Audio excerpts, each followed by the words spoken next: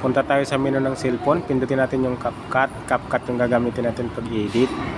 Then new project. Hanapin mo yung photos na background mo. Yan. Pagka ganyan, nakagawa ka na, i-add mo siya. Yan, nakapasok ka na sa CapCut. Ayan na yung video. Pindutin mo lang papunta sa slide pagilid. Ganyan yan, no? Kung hanggang saan yung video ng Mobile Legends mo. Natapos, add mo naman yung video mo ng Mobile Legends. Yan. Ito, ikakat ko lang to kasi mahaba ito eh. Kuha lang tayo ng maliit. Yan yan. Noon, pag nakuha mo na, babalik na yan doon sa ano mo, CapCut.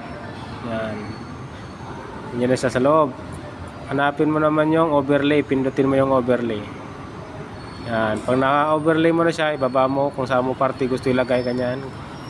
Tapos play mo na siya. Okay na yan. Ganyan na yan. Yan. Ganyan lang kadali. Tapos dagdagan na lang ng text kung anong gusto mo. Putulin mo yung sobra. Tapos export mo na. Yun. Tapos na. Tingnan mo sa album mo, kaya videos mo. Ando na yan. Kagaya nito. Yan. Naka-play na. Ganyan na itsura niya. Diba? Ganda. Thank you.